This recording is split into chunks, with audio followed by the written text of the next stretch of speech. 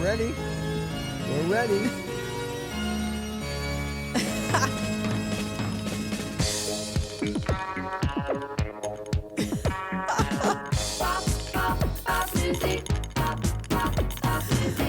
Oh my gosh. Why is my bobblehead on? Why do I have my bobblehead? Why do you have it today? Because I've it's been begging National you. Bobblehead Day. It's National Bobblehead It's National Bobblehead Day. Oh my- Or so John Langler on Channel 8 News, KLS News, told me this morning. Okay, Gosh. we're Is this recording. your first bobblehead? This ever? is my first bobblehead ever. Yes. Okay, I And love I it. think it looks just like me, don't you think? The resemblance is uncanny. But let's just blank out the middle finger. I mean, I don't really give the middle finger to people verbally, yes, but not physically. Okay. I probably haven't shot the bird at people more than like 4 or 5 times my whole life. Really? Yeah, and hardly ever as an adult that I can think of. Okay, we'll have to get a second bobblehead without the finger. Yeah, or we could just We'll put a fork there. We'll put a fork there. We'll put a Anyway. little caviar bump on that And finger. It says foodies. You know why it says that? Because that was one of my pet peeves like a couple years ago. Yeah. You know, people, I'm a foodie. No, you're not. You know, we're talking to foodies right here. Well, yeah, you would always go out with people that were self-proclaimed foodies, and then they would go, but I don't want this, and I don't want this, and I don't eat this. And does that chicken have tarragon in it? Because, you know, I don't really like tarragon. Can you make it without the tarragon? You know, Oh, man. Well, we're Anyway. Eat, Talk, Repeat. Yes, We're and here back we are. again. First episode of the new year? No, second one. Second? Second, Okay. second. It's already a blur. I got to try. You got your headphones? Can you? If you can hear me fine, I can hear me you. fine. Okay, then we can all be fine. Yeah, we're good. No We're fine, we're technical fine, we're fine. difficulties. Okay. This is the second one of the new year. This will be dropping on January the 9th, right? Yeah. January 9th. Yes. Well, I'll be our second one of the new year.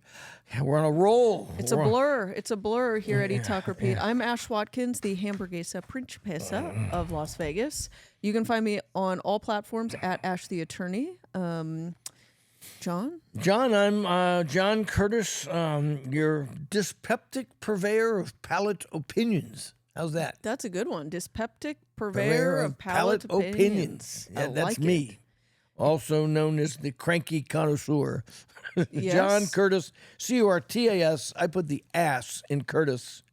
And you can find me on my name on Instagram and Facebook, and at Eating Las Vegas on Twitter or X, or what did someone call it the other day? X-Witter. X-Witter?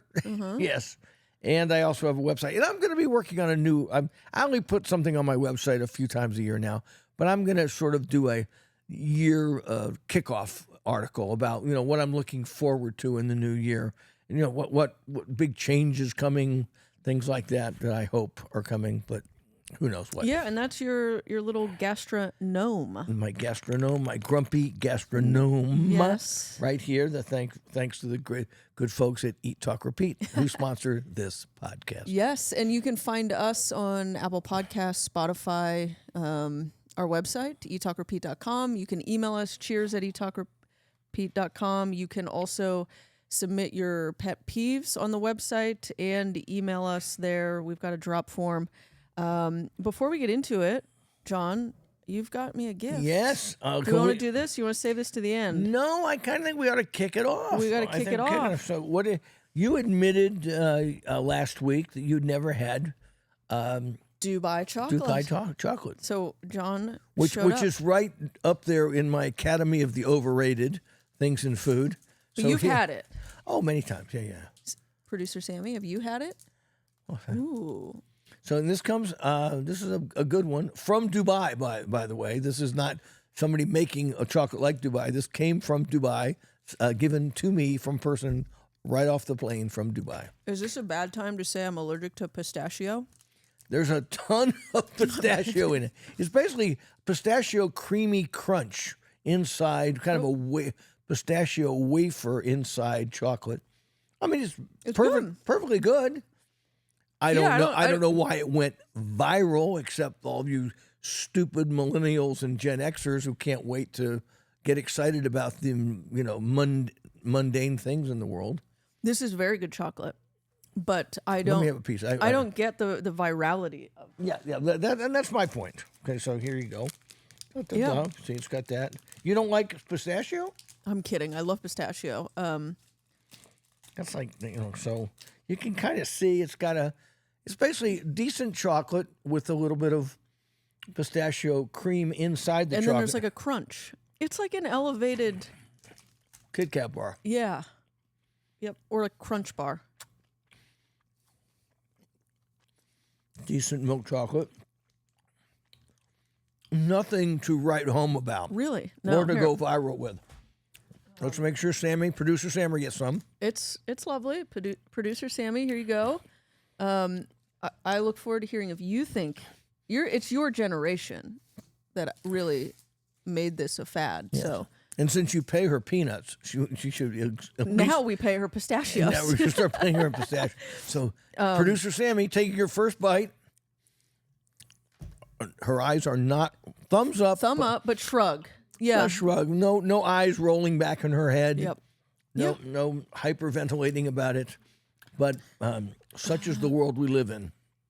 All it has to do with Hey, not bad. It's actually pretty healthy. Only 90 calories for 6 servings. Yeah. So that's where they get you, the servings on that. Well, thank you, John. I appreciate it. And for popping my pistachio Dubai cherry with that. Okay. What else? Oh, right. you've been places. Your recent ventures I have listed as Metro Pizza, Wiratai, Public Us, Paris Baguette, and Cipriani. And Featherblade up in Centennial Hills, which is not a restaurant, but it's going to be worth noting. worthy of a few minutes discussion here later in the program. And then You go back to you're getting more predictable than Sam. Lose? What is it? The 800th time you've been to Lose? I love it. You just leave like seedy diners. Omelet House. What? I mean, what I'm trying to figure out the drove spelling. you to go to Omelet House? I'm trying to figure out the spelling of that place. Whether it's Omelete. That's not how you spell omelet. right. Yeah, omelet's either with L-E-T with no E or double T Yeah. and an E, but they miss. Well, yeah. I had to go to lunch with an old school attorney in town, and so Old school attorneys love the Omelet House. Yep, so it because it was all the rage back in 1997. Yep, and that's what he said. He's like, you don't go to the omelet house for the food, you go for who's going to be at the omelet house. Right. And I said, fair. And you went to Echo Taste and Sound. Yeah, and there's somewhere else I went, but I can't recall it. You right went now. to Cipriani with us. Oh yes, Cipriani. I did do that. We kicked off the new year at Cipriani. Yeah, we blew up anyone's dry January hopes It was right off over the with. bat. It was over with before it started. It was. We threw in the towel right away. Our friends Pearl and Ray brought a bottle of Dom Perignon. Yeah, and that was, 2013 boom. or something. Yeah, And lovely. there went the New Year's resolutions right out the window. Worthy. Yeah. But the other thing, did you make any New Year's resolutions? We really didn't talk about it last week. I said I was going to cook Oh, more. yes, we did. Yeah, I'm going to cook more. And then also, I have given up ordering food delivery. Yep. Applause. Yeah. Even little, let's turn that into a clap. Okay. Yeah, so I'm giving that up. I think the world, it's pointless for me It's going to to order. hell in a DoorDash basket. Yeah. It is. So I'm giving that up. And I got some other things like with the podcast goals professionally, but as far as socially or food wise, it's really cook more and have more people like dinner parties, and then also no delivery. No delivery. What about you? Well, this is not a big one, but well, first of all, I think did I mention this? I'm only going to drink wines that I can't afford. Yeah. How's that? I like it. Yeah, but I've also decided I'm going to start. I may have said this last week. If I did, I apologize to all 9 of our loyal listeners. But I'm going to start numbering my restaurants. Oh, I've seen that so far. Yeah, I'm going to start doing it just because I've done it in years past, and I always kind of say I should do it. And, I start out with 1, 2, 3, 4, like I've been to 4 or 5 so far this year, and it's only the 7th or 8th of January. But I kind of like to have a running total of where I'm at. So if you follow me on X, Twitter, or whatever they call it these days, I'm going to list it there. I'm not going to do it so much on Facebook or Instagram, but occasionally I might say, restaurant 27. I just want to have a running total so I don't have to go back like I've done for years and just count up my receipts. And I've actually had to do that, and it's a pain in the neck. Okay, now if you go to a place twice, do they get a new number? No. They get another check mark next to their name? If I go to Cipriani is like number 1 because it was. Yep. And it will be number 7 too, and maybe number 17 as well, and blah, blah, blah. Yeah. So every time I go, I just want to know how many restaurant meals I eat. Now, if you go to like a Vesta and you get a croissant, does it count? Yes. If I am taking lawful sustenance that fuels me in any way, shape, or form for either the morning or the day, it will count. If I go and just get a cappuccino, like I'm very fond of going to Desert Wind Coffee Roasters up on West Sahara, and I love their coffee there, but I'm not keen on their pastries, so I rarely eat anything. I'm not going to list Desert Wind every time I get a cup of coffee.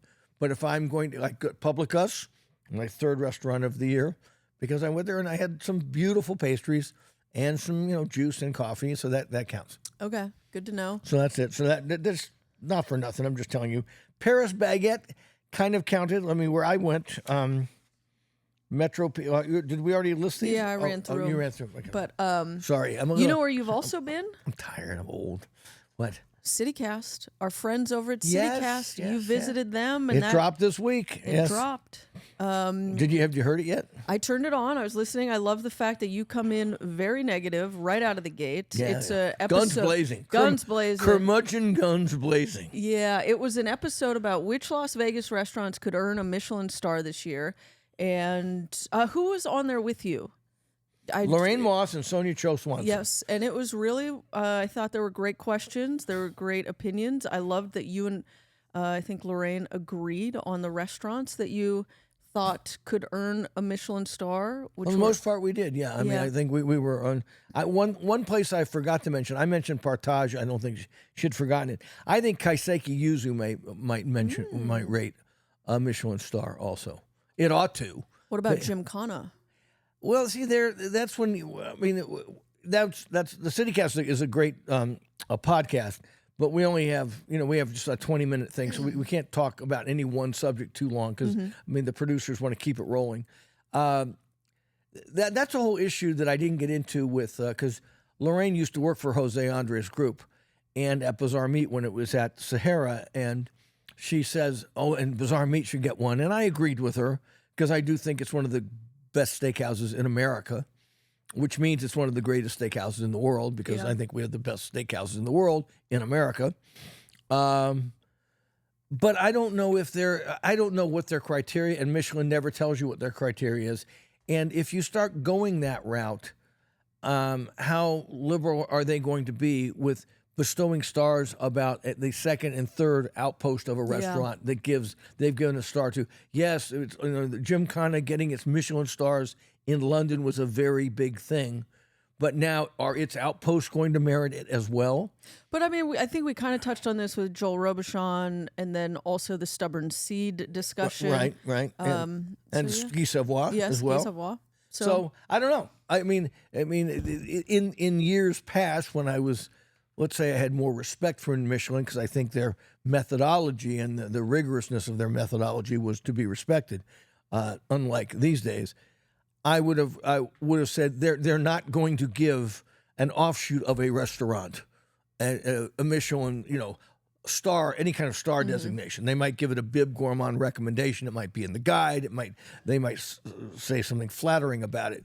But these days, all bets are off. Who knows what rules apply? So Gymkhana here could very well be given a star, even though it has one in Dubai and in London. I don't know if it has one in Dubai, but I'm just saying. So who knows? It doesn't seem. It seems antithetical to the mission of Michelin to just recognize, chef-driven restaurants that are excellent in their own way, and to give them to franchises or offshoots, just seems to be against their core mission statement. But who knows what they do? Well, it's a great episode. I recommend it. CityCast Vegas. Go check it out. We love them. And There were some great questions asked. I also liked the differing of opinions that were Yeah, I had. mean, I've kind of summarized. If you listen to this podcast, you know that I'm just, and I sort of summarize them. I went on my usual rant about chefs who and Lorraine. God, I love Lorraine Moss, and I know her husband, and we used to go out all the time, and she's a great gal and a very good writer and quite the knowledgeable foodie, a real one. But I also think that the lust for Michelin stars is a very misplaced thing. I go into that a little bit. I won't repeat myself here, but let's. But listen, CityCast Las Vegas. And going off of this, I don't think we've actually talked about it though. Is they've already been here, right? Allegedly, we don't know. We don't. Do we know when the awards come out or the stars get dropped? Stars fall from the sky. I was told last summer that there were Michelin people in certain restaurants in this town, like Joel Robuchon, Guy Savoy, some places. I don't know if Bazaar Meat, certainly in the Wynn, because Wynn is sucking up to them big time. They may have, for all I know, Wynn was part of the deal, the financial deal that brought them here and put up all the inspectors and the writers. You know, I've heard that. It's just a rumor, but it's probably true. So, but I also can't imagine what, besides Pisces, I can't imagine any restaurant in the Wynn being worthy of a Michelin star. Oh, Delilah. Of course, yes. Well, how could you forget? Yes, and don't forget those chicken tenders. And don't forget 666 Steakhouse. Oh my goodness! I think you forgot a 6. But and Allegro. Well, so regardless, yes, they were here. They're doing this as part of a Southwestern 4-state guidebook. Yeah. So, and I don't know whether they have already come and gone or whether they're going to send people here. I don't think, as I say many times, they have sent a team of reviewers into this town to scout out dozens of different restaurants. Well, the reason I ask is because I think we're seeing Bar Bohème is going more high end and more fussy on their menu. I've seen, and then we've got Oscar Amador doing his Amador restaurant, which is very creative and inventive, and I'm just wondering if those guys would be on their radar. Yeah, who knows? Yeah, I mean, because how do they? Or that they're doing this to try and get stars. Yeah, well, which I think, yeah, who knows, and who knows how you get on their radar? Do you get on their radar by having like they listen to us? No, or having the entire, the internal Wynn Hotel, that corporate conglomeration, getting plugged into the fat cats in Paris and saying, "Come to Vegas and we'll treat you big and please give us a star." It could be as meretricious as that. We don't know. I do think Michelin will have a problem I think their guide or whatever they give out in this town could make or break them. If they give out stars that just don't deserve it, they'll lose all credibility. No, you think? I think you're totally wrong. I think it is just as vapid as the Oscars. I don't care. The worst movie can get movie of the year, or some stupid actor gets an Oscar, and they're going to wave it around like no one's going to ever say The Emperor Has No Clothes, because they're all looking to enhance their reputation and use the free publicity and make money off the however naked the emperor happens to be. Well, sure. I don't think, obviously, the award winners aren't going to talk poorly or talk down on the recognition, but I think the society will notice it and stop watching, because that's why we used to say James Beard Awards were a thing. Now they're kind of not, because they get into this DEI equation and what kind of charity you're doing and what is the most, best. Whether you are socially conscious means as much to James Beard as whether you're cooking good food, which is ridiculous. Okay. Well, yeah. Well, we'll see. But I think you couldn't be more wrong, because I just think that the city, the infrastructure of the chefs and the pub, as you said yourself, the public loves lists. The public loves the Grammy Awards. Nothing is more worthless than a Grammy Award. but the public just loves that shit. So no one is going to say, and the people like me, we're just little tiny voices in the wilderness saying, maybe that dumbass movie that won the Oscar for Best Picture wasn't the best picture. that Yeah. year, but nobody wants to hear it. They just want to. Oh well, I heard it was an Oscar Just want to kiss the because feet. everybody wants it dumbed down. Your generation mainly. I'm blaming you, of What? course. Yes. Yeah, no. Okay, next important food news. KFC workers stabbed multiple times in a dispute over gravy in North Las Vegas. Now we're talking about the important things. Stabbing worthy. If you didn't get the right amount of gravy on your mashed potatoes, All right, what's the backstory here? that's all I have. I just thought it was so funny that it had to be food news. You could And it use. was in North Las Vegas. Who's surprised by that? That's like people that call 911 when they get one too few chicken nuggets. Yeah, I got to tread carefully about this because there's just a lot of There's a lot. Okay, well, a lot we'll move of on. political implications here that I don't want to dive into. Okay, Puck's Trattoria del Lupo is not going to the Summerlin Mall after all. Well, I saw that somebody announced this. I think Reza talked about it. Yeah.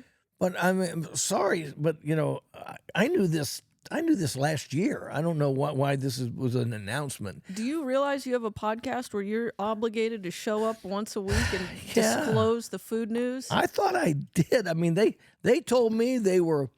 I mean, at least a year ago. I'm not exaggerating. I mean, this was like early last year, maybe even before then. Because I was asking the people at Puck, what are you going to do with that locker room space? Nah, we're done. They told me that at least 9-10 months ago. Yeah. I'm sorry I didn't announce it to anybody, but they're done, and they're just going to put some lame ass sports bar shit. Mm-hmm. I mean, It's a craft house. What? It's a craft house. Oh Jesus! It's just what we need. More brew pubs making downtown Summerlin, which is neither down nor a town nor downtown of anything, even more boring than it already is. End of rant. The Hush Puppy. Have you been to the original? The Hush Puppy, The Hush Puppy, the one on West Charleston. West Charleston. Have you been? Oh God! Well, this is. I gotta watch Just my answer tongue the here. question. Have you been? Yeah, it's one of the oldest restaurants in town. I've been. I've always considered it the single worst restaurant in Las Vegas. But I bite my tongue up saying it because it has its fans. Okay, they deep fry everything but the water. It's cheap. It's just awful. But what? How are they expanding? They're going into Neonopolis. So apparently, the Hush Puppy, the original one, is on West Charleston. It's been there since 1975, and it was purchased by an archaeologist who says he doesn't like seeing old things being torn down. So he decided to save the Hush Puppy when the original owner passed away, and now.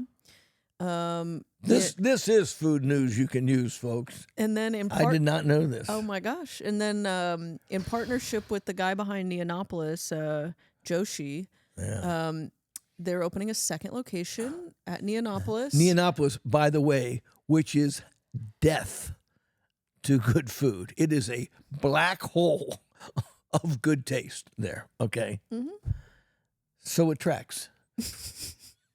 I mean, I think it tracks with the Fremont crowd if it's deep fried. I don't know. Look, they've got a Cajun burger it's highly seasoned with fried green tomatoes. Yeah, I mean, I back in the day, I went to the Hush Puppy several times, but even before I became the cranky curmudgeon that I am, I was looking at the food going, this is just cheap shit and lots of it. Whew. For a very, I mean, and they used It's like to Southern comfort food. Yeah, right? but it was terrible. I mean, it was very, very cheap, and it was.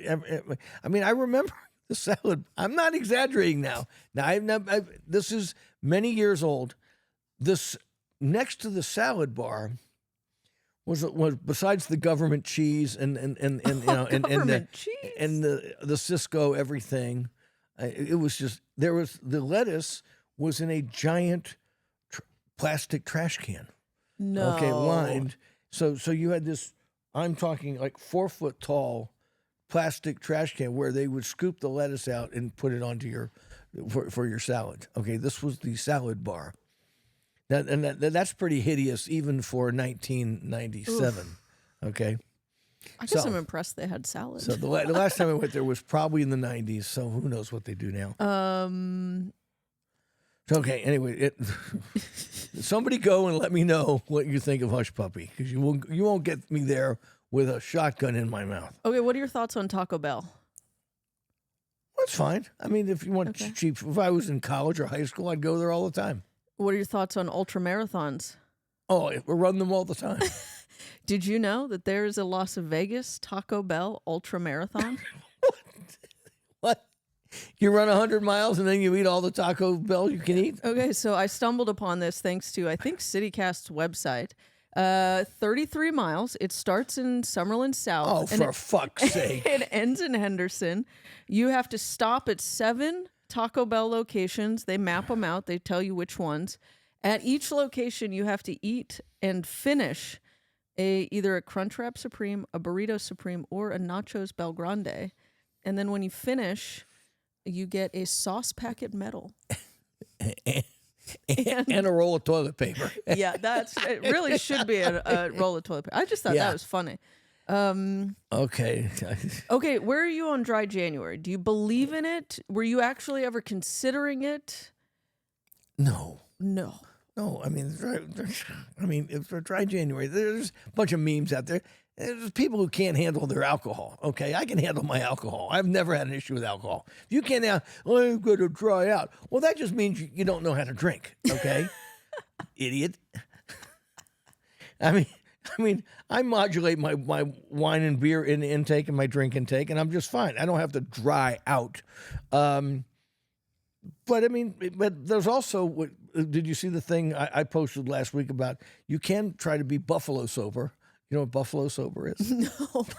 Buffalo sober is when you say, I'm going to Dry January, I'll stay buffalo sober. I mean, I just drink beer and wine and the lighter distilled beverages like rum and vodka.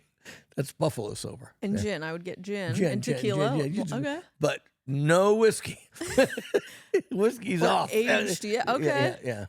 Ooh, buffalo. Nope. So Well- I immediately started getting a mashup of the Yeah. Bob Marley song.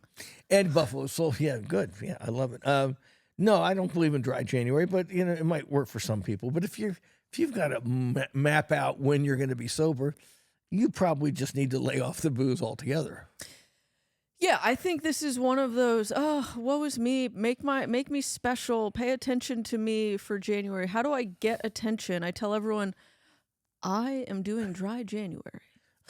And so I don't like it. I'm not doing it. But if you are, good luck. And Anima is doing a Dry January non-alcoholic wine dinner on January 13th, Anima by Ito. And the Doberman is doing 0 to 100. It's their Dry January. They have two menus, either 0 proof or spirit forward. I think we're gonna have to blur that out. I think that gets YouTube's not gonna like that imagery. But yeah, You gotta be. I mean, they also do Sober October. But this fits with what my buddy John Mariani, who's been one of the premier food writers in America since the early 1980s. He just wrote a piece in Forbes, I think, about what he predicted for the coming year, and one of his predictions was that with the lower alcohol consumption by the younger folk, of which you are both part of that demographic, you'll see more and more restaurants and bars serving, lower alcohol drinks, non-alcoholic beverages, non-alcoholic cocktails, etc., and charging a lot for them, but not as much as you would for actual alcohol. But probably really sort of overcharging for them to make up for the money you're not making for your beer and whiskey and all those other things. We asked Kim Owens this. Someone's pet peeve was this, paying the same amount for a non-alcoholic version of a drink. Right. And spoke to Kim Owens over at Main Street Provisions, and she said the reason is if you're making true mocktails, you're putting in non-alcoholic liqueurs and replacement mixes. You're not just removing Right. ingredient. It's not a gin, just gin and tonic without the gin. Right. Here's your tonic water. Now give me $14. Right, yes, right. they're replacing it with a non-alcoholic liquor that is actually sometimes relatively expensive and hard to come by. So good to know. okay, what else? Where do you feel on the Las Vegas Weekly's Best of Awards? When I wrote for them, I was all for it. Now they're just a bunch of crap. Do you want to guess some of them? No, you want to get me mad? Yeah. I'm in a good mood today. Look, I'm in my golf. This is John Curtis winter golf attire, by the way. I did play 18 today. Thank you. Shot Did very you well. walk golf? No. I played at Aliante, which is you have to have a golf cart out there because the holes are like a quarter mile away from each other. Yeah. Okay, we'll give them one take to bellwether this. Best barbecue. What do you hope it is? Well, there's the best barbecue should be the best barbecue in town, which is either Wild Fig or Soul Belly. I mean, and there are some other decent places, but those two are the best place in town. Okay. Okay. That's Wild Fig one. Well, someone does listen to me. Yep. My brilliance is unmatched. Okay, what else? Best pasta. Well, that's I know. Some of these are unfair. but there could be 20 winners of best pasta. Okay. This is where we'll do one more. And Who was best pasta? Esther's Kitchen. Okay, worthy. Okay. Best pizza. You won't agree with this one, but Well, there's a lot it's of niche. good. Who? Red Dwarf. Yeah. Okay, I don't agree, but at least I respect the disagreement. Okay. And this will be the last one, and we're gonna end on a low note. Okay. Best burger. Oh. Best burger. Stay tuned burgers. No. Jive turkey. No. Let me just throw a few more out there. We'll be here for days. Oh God!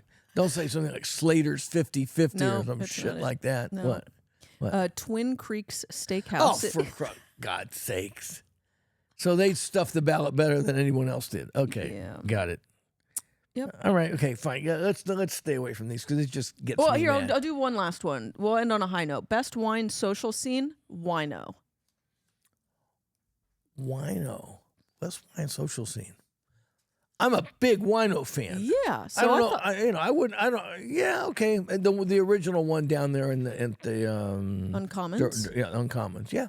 I like the one at the Rampart Casino a lot better though. I do. Really? Why? Yeah. It's just a groovier vibe. Huh.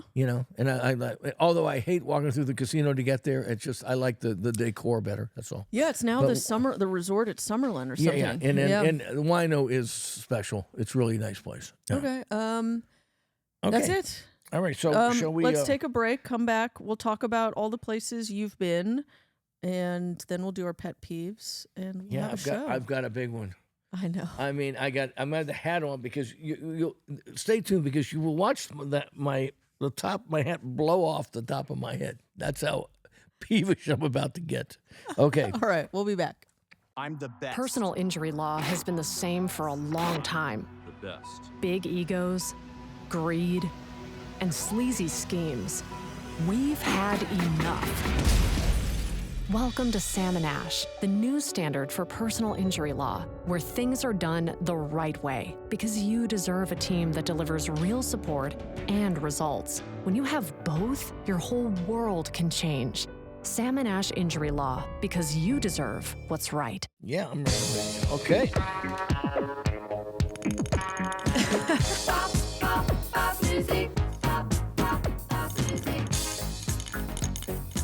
One day we're gonna have to try and dress you up exactly like the gnome. Yeah, have I ever read? I've never worn anything like this before. We just did a Christmas episode with you in a red hat. Yes, we did. But you've got the pants. I've got the pink pants, the blue blazer. You got the check shirt. You've got right. You've got those acrylic glasses. Remember? I used to have them. They broke, and I don't have them. Yeah, and you got the nose right. Although it should be probably even larger. Okay, because my proboscis is nothing to sneeze at. Okay. It's good. I can't take any credit. That was all Lakin. Yeah, Lakin. Thank you, Lakin. I'll go through it quick. Lou's, it's my classic go-to breakfast spot. It's really fun. If you're a diner person, go check it out on Decatur and Alta. Get there early. There's a line, and there's usually a wait anytime after 9. Omelet House, all here on Charleston and Rancho. It's a mainstay. The only thing I hate about it is the way you have to get into it. You have to go through some sketchy mall. And, Oh, yeah. but, if you're just in it for breakfast That food, sketchy mall has been sketchy since like 1981. yeah, it's just Because weird. that's when I first started walking through it and noticing its sketchiness. Yeah, it's weird. I don't know what it is or why. I just put my head down and get in there, and Echo Taste Sound. Those pancakes are getting better and better, John. And the reason I keep repeating this spot is because you still haven't been. Because by 10 o'clock, okay. The food guy and I talk about it every weekend, but suddenly it's either too early or too late. When we're in the breakfast mood at 8 o'clock, they're not open. And then suddenly it's 11:30 and it's too late for pancakes at 11:30. Get up early, get a coffee and a little croissant to share it, just to. And wait for them to open at 10 o'clock? Yep. All right.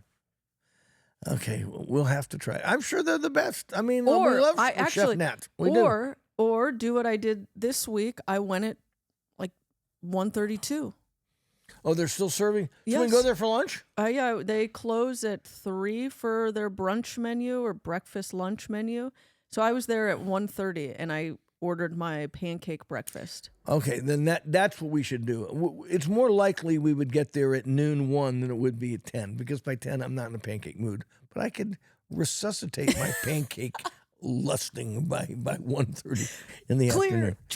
Okay, let's reset that button. That's where I've been. Oh, and then Cipriani, which is always fun. Well, I'm going to go through. I'm going to point out some pictures. I know it's a little awkward, but I like to do it. Well, if you send them to Sammy, we can maybe put them on the screen so you don't have to show them.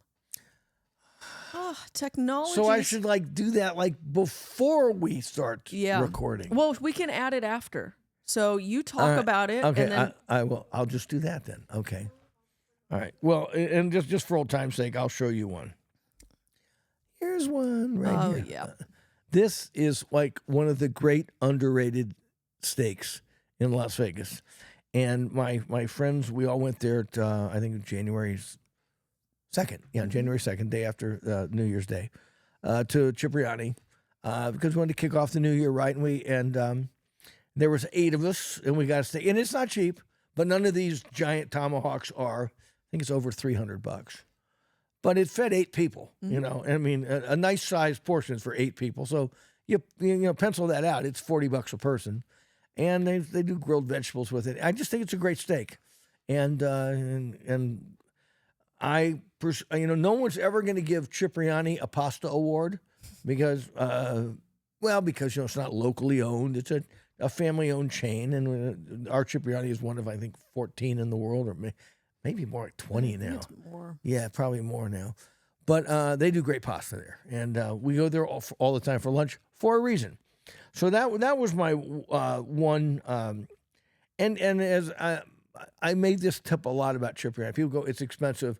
Yeah, most of the appetizers and mains and the pastas are all $20s, $30s, and $40. But it's all a family style thing. So You win in numbers. Yeah, there. you win a number. Yeah, if you go 2 people, you're going to go, damn, this was expensive. You go with 6 people and get like 4 different things, you'll all be plenty full, and you won't feel like you've been raked over the coals. Okay, with the expense. So that was one. Our second meal, we went to.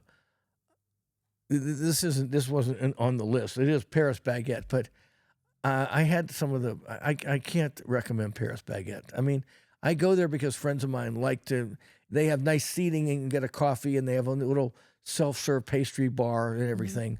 But it's just so lame compared to the better French bakeries in town. And I just and I was there with a guy from France, and I said he was biting into like a pain au chocolat, and I said, "Do you like it?" And he goes, "Oh, it's awful." Why are we here? Okay. And Paris Baguette is a big chain, and it is very popular. with Asians and non-Asians alike. And it's a nice place to go. But I'm sorry, but the pastries just aren't that good. And if you think they are, you've never been to Cafe Brege or 1228 Main or Delice Gourmands or Burgundy Cafe and all the really, really good French bakeries in town. So enough said about that. Publicus did good. Now, Publicus, great coffee, great pastries, all in-house baking. Love to go there on Sundays. And they do a lot of Mexican stuff there now, too. Oh. You know, those conchas and things like that. But their stuff is solid, top to bottom. Their muffins are good. Their cookies are good. I We gotta talked get out about there. cookies the other day. Their cookies are the size of pies. So calling them a cookie, something that's that big and that thick, it's kind of hard, but they call it a cookie. It's a Frisbee. It's a Frisbee that will feed 5, okay? But their cookies are great there. Then the food gal and I were way out in the Northwest, and we were hungry. And she said, let's just not go out 2 birds with 1 stone. Since we're way up in the Northwest, she said, let's check out the new Featherblade in Centennial Hills, which we did. And I will send some pictures to Sammy, who'll post them with this. And then we went to Metro Pizza out there for lunch. The pizza first, fantastic. I mean, I always forget how good Metro pizzas are because they're ubiquitous. They're all over town. They've been here forever. But we got a Roman-style thin cracker crust. They called it a Jersey Devil pizza with just the thinnest layer of pizza, a very crackly thin crust, which I usually don't like. And then they put a jardiniere on top of like spicy vegetables. Knocked my socks off. I mean, I'm Is there like a protein? no, just the cheese, and it was. I have my pictures on my social accounts. How crispy the crust was, how thin it was, but it was just so satisfying. And you know, a pizza, great food is about balance and harmony. And this was just everything came together. And I know John Arena and Sam, his cousin Sam Facciani. I know them well, known them for years. I may be mispronouncing Sam's last name. Sorry. There is a protein on this. It's like salami or Oh yes, thank you, like thank you. it's very good though. It looks amazing. Yes, I forgot. You know why I forgot the protein? Because I picked them all off and ate them up. All the food gal doesn't want, so I'm picking them all off hers. So I took them. Yes, they have salami on there. It looks incredible. It's an incredible pizza. Wow. And they don't know. I just walked in, we sat down, we had a pizza and 2 waters, got out of there like $25. I gave him a $7 tip. And I said, man, this is one of the better pizzas I've had in a long time. So Metro Pizza Centennial Hills just rang my chimes in a way that pizza usually doesn't, just out of nowhere. And then we walked, we literally drove a mile down the street and to the new Featherblade, which is a lot like the old Featherblade out on West Charleston, only is slightly bigger. Same great selection of meats and sausages. Old meaning the one they're in now? The original one. The original one is on West Charleston. That's the one that's there now. Yes. Okay. And then this one's at Centennial Hills, and they're about to put one out at I think Fort Apache. Yeah. On Fort Apache, and they told me they're looking to open it sometime in the next couple months. The Fort Apache one. Yeah, right. But this one at Centennial Hills is very much like the original. Same great selection of meats. They're butchering everything right there. They will talk to you. They make their own guanciale, hog jowl bacon. They're curing things. They're aging their own meats. We got some pork chops there. Took them home, and it's much more expensive than supermarket pork. But when you bite into one of these pork chops, you just go, now I know what all the fuss is about. Yeah. And you can just tell. I mean, it's just beautifully marbled and just rich and creamy. It was like pork on a totally different level. Got some aged steaks, got some of their sausages. I mean, it's a meat lover's dream. I mean, it's a vegetarian's nightmare, but a carnivore's delight. I mean, the new Featherblade, it's way up there. They weren't that busy, but this was just 2 days after New Year's. And it was the weekend after New Year's Day. So I don't know how busy they're going to be, but I love the store, and I put some pictures on my socials, and we'll put some pictures up on our website there. And then and that was pretty much it for me for the Wear a week. tie. And then, see, when you play 18 holes of golf, the first thing that goes is the brain. Yeah. Okay, we're a tie. Again, another revisit to a place I hadn't been in years. This is the one on Sahara? The original on West Sahara, right at right at Sahara and Valley View, right a little bit west of Valley View on Sahara. And I went with our friend JB. Just the two of us dropped in for lunch, ordered a bunch of Isan Thai specialties like the boat noodles. I got the Isan sausage. I got the duck larb. And we're taking bite after bite. And JB's like, why didn't you tell me this place was here? And he's a real Asian food aficionado. I mean, it was just better than ever. And they just celebrated at the end of the year. This was its 15th anniversary. We're in that spot on West Sahara. Wow. And now they have Weira Thais, I think, in several other locations. But if you like that northern Thai specialties, this place, to me, just seemed better than ever. And I regretted not going more often once I saw that they haven't lost their fastball. I mean, they're still bringing it. And it's right up there with the best Thai restaurants in Las Vegas. Yeah, when they opened over on Rainbow by the 215. Way out there, yeah. Trekked out there, I remember that, and was kind of just underwhelmed. Like, I was just, Well, it's huge. It's a big, splashy restaurant But even out there. the food kind of was making me question, why did I pass all of these other great Thai restaurants to get there? But now that the original is right there on Well, and then Sahara. there's one also in Chinatown, and right there in the Shanghai Plaza in Chinatown. And love it as well.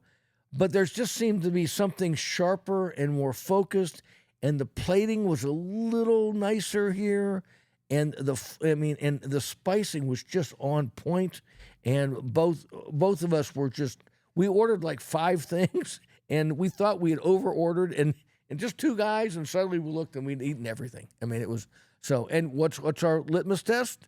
As soon as you walk out, you think about going back. Yep. As soon as I was walking out of this restaurant, I said, can't wait to bring the food gal here because it's only a couple miles from my house. And it's, I think Weira Thai is better than ever.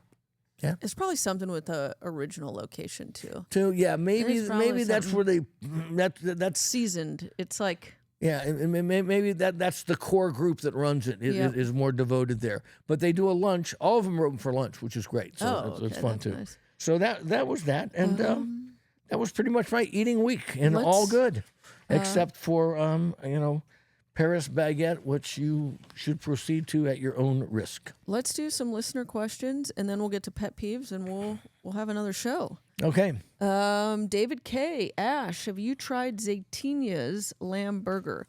After John, you went to Zaytinia, didn't you? And after that, I was very disinterested in making that trek, so I have not. For what it was worth, David K., I've had it in Washington, D.C. and loved it. Didn't have it here, but I was thoroughly underwhelmed by the food at the forum shops. But I will update you if I end up getting there. And then someone on YouTube, Encinarius, said, "Good one today." Must be referencing our episode on New Year's. Loved the no modification on menus. Yes. Unless it's cilantro, please. And then Happy New Year to you. Drinking more Burgundy is my New Year's resolution since 1996. Now, that's a New Year's resolution we can all get behind. Yeah. I'll meet you anywhere you want, Encinarius. Yeah. Okay. And then on Instagram, Vegas W2 was listening to a long-running Seattle pod, Hot Stove Society, used to be Seattle Kitchen. Very frightening as the minimum wage in the city of Seattle has now gone to $21.35, and the amount of restaurant closures they expect could take place. It's going to happen. I think I was reading about, where was it? Was it LA or somewhere was also implementing a new increase, and I forget where it was, but yeah, it's going to happen. The price of goods, and it's just not going to pencil. You're not going to be able to convince someone to pay that kind of money for a Subway sandwich or even a nice, well-crafted artisanal gyro or whatever it is. What it's going to do eventually is just cut down on the. I mean, America is a land of a cornucopia of choices, right? And it's going to eventually narrow the field down to where there's still going to be plenty to eat, plenty of restaurants, plenty of fast food, but just not as many. It's going to winnow out some and cull the herd, if you will. So there might just not be as many options as there were, let's say, 5 years ago. Yeah, we apparently we got a whole bunch of comments about your anti-espresso martini lifestyle. I'm getting DMs every day about it. Are they with you? Oh, they all hate me. You know, Yeah, thank you. Thank you. And they're all white girls, by the way. Your DMs have never been better. Yeah, I mean, I think, what's wrong with espresso? I love espresso martinis. Yeah, I love it. Long live the espresso martini. So, John, let me go first on my pet peeve. My pet peeve is masks. Seeing servers in restaurants in 2026 wearing masks, it's got to go. It's absolutely got to go. It's a hospitality service. It's like, I need to see your face. I want friendliness. I don't like the masking. Where do you see it? At certain restaurants around town. I guess I'm oblivious. Yeah, no. As my wife tells me I am about a lot of things. Yeah. I don't see them. I see them in Chinatown, Asia restaurants sometimes. I guess I don't see enough of them for it to rise to pet peeve level. Oh yeah, no, it's a peeve. It's a thing. It's 2026, so even one throws me. It's too many. It's too many. So knock it off. If you own a restaurant, tell your servers to move What's it more on. offensive, a mask or nose ring? A filthy, disgusting nose ring. From a server, a mask. Oh no, nose rings are hideous. Nope. Really? Nope. Okay. All right. I want to see someone's face. I want to know what they look like. I want to know if they're smiling, if they're mumbling or cursing me under their breath. Yeah. Yeah, I want to know. You have that happen to you a lot, do you? Yeah, it does, actually. Cursing you under your breath. Okay. You ready for mine? Yeah, I buckle All right, up. all right, buckle up, everybody. Yeah, and it has to do with buckling up. Ash, have you ever driven around Centennial Hills? Nope. Sammy, have you ever been to Centennial Hills? Yeah. It is, okay, apologies in advance for the profanity. It is the most up place to drive in all of Las Vegas. And as the food gal and I have been up there many times, and as she is fond of saying, when we are confused, when you are on one highway trying to get another, it's 215, the I-11, there's interchanges, there are feeder roads on both sides that loop back on each other. You're in a spaghetti bowl where you cannot get from one place to the next, even though you see it. You can be on an on-ramp that says, or you can be on a road that says, to get to the South I-11, turn right. And then you turn right, and then you're on the wrong road because you didn't know you're supposed to turn left right after you turn right. Okay? Good old switcheroo. Yeah, that's good. And as the food guy loves to say, they had a City of Las Vegas engineers. You had a blank slate. Nevada NDOT, you had a blank slate up here. It wasn't like downtown Washington, D.C. or Boston or a place, like this. But it is the most confusing, effed up concoction of messed up spaghetti-ish roads. And I've driven around Southern California a lot, and there's nothing in Los Angeles, which has invented the spaghetti bowl, that comes close to the confusing nature of Centennial Hills. And who planned that out and can find their way when you are at a place as simple as Metro Pizza and say, I just want to get back on the highway to go back down to Summerlin. That's the adventure begins right then. And there's you've never seen the food gal. She can swear like a sailor sometimes, but there's a lot of F this and F that and what the F? And we were supposed to turn there. Oh, we're on the wrong feeder because you have to go left to go right. That kind of thing where they really push you in the far right lane if you want to go over to the left. A lot of that shit. Getting from one side of that highway to the next is impossible. And I just want to give a big middle finger to the people who designed the highways around Centennial Hills. Probably is Bruce Woodbury. Yeah. Thank you, County Commission, NDOT, whoever's responsible. So that's Wow. my pet peeve of the week. Yeah. Yeah. You got to go. You've got to. I mean, I'm trying to I think. want to hear some people who've driven. I want to hear from you, loyal listeners, all 12 of you. I mean, this is nuts up there. And I John Arena, who owns Metro Pizza, I said, John, getting to your Metro Pizza, he looks at me, he goes, yeah, it's tough, isn't it? Because you're on the highway, and if you're on the wrong side, getting to the other side of the highway is almost like impossible unless you know exactly what feeder routes to get onto. I mean, I can say I did take the 11 to go do a hike out there in Lee Canyon, and then on the way back I got lost. Yeah, I missed the 215. And did I mention to you, this is with Google Maps and all that, and MapQuest. I mean, we are using these. Yeah. I mean, and I have driven out there since the 1980s, and how they fouled this up is only really smart people can be this dumb. They got too cute by, what is it? Yeah, too cute by half or whatever. It's just nuts. I mean, I'm still suffering from PTSD. Just trying to find Metro Pizza from Featherblade, and then after we got done with Metro Pizza, trying to get back on the highway to just come south to come home. It was a my challenge. God. I'm just picturing one of those like great classic cartoons where you get stuck in the traffic circle and you can't get out. And whether okay, I've said enough. It's just crazy. So, anyway. Well, on that note, happy bobblehead. Good night, Canada, from me and my alter ego here. the grumpy Gastro-gnome. The grumpy, yeah. Good night, Canada.